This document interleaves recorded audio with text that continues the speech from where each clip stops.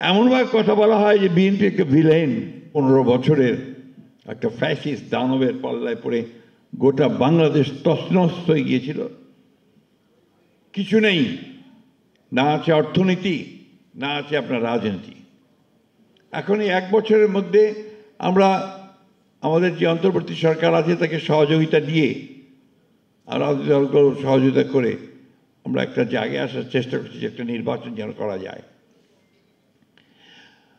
আমি কোন দলকে দোষারোপ করতে চাই না, কোন ব্যক্তিকে দোষারোপ করতে চাই না, কিন্তু হতাশার সঙ্গে লক্ষ্য করি যে কোনো কোনো রাজনৈতিক দল নির্বাচন যেন পিছিয়ে যায়, নির্বাচন যেন সঠিক সময় না হয় তার চেষ্টা করছেন। এটা ঠিক হচ্ছে না, কারণ এখন যেটা দরকার অতি দ্রুত নির্বাচনের মাধ্যমে একটা রাজনৈতিক সরকার দরকার। কারণ দেশের অর্থনীতি, দেশের রাজনীতি, শিক্ষা সবকিছু নির্ভর করছে আগামীতে একটি নির্বাচিত সরকার সেই ব্যবস্থাগুলোকে সামনে নিয়ে আসবে। কি বুঝলেন ভাই? অনলি যেটাই চাই। আমি ধন্যবাদ জানাতে চাই যে তারা অতি অল্প সময়ের মধ্যে অন্তত কিছু সংস্কারের কাজ শেষ করতে পেরেছেন, সংস্কার কমিশন। কারণ এটা প্রয়োজন আছে, প্রয়োজন ছিল পরিবর্তনের।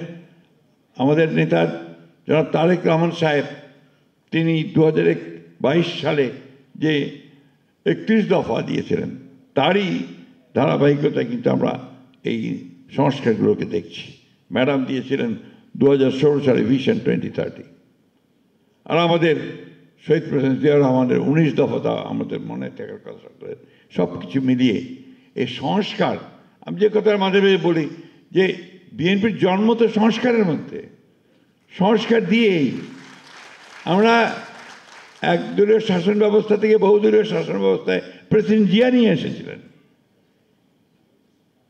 আপনার গণমাধ্যমের স্বাধীনতা, freedom of press, president Zia দিয়েছিলেন। জনগণের মৌলিক স্বাধীনতা, অধিকারগুলোকে স্বাধীনতা প্রেসিডেন্ট জিয়া দিয়েছিলেন। Madam presidential form of government থেকে পার্লামেন্টারি ফর্ম অফ গভর্নমেন্টে নিয়ে এসেছিলেন।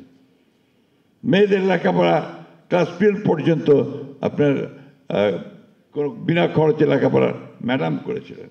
মেয়েদেরকে চাকরি দেওয়া, মহিলা দপ্তর করা, সব তো বিএনপি এবং ম্যাডামের কাজ, প্রেসিডেন্ট জিয়ার কাজ। অথচ এমনভাবে কথা বলা হয় যে বিএনপি একটা ভিলেন,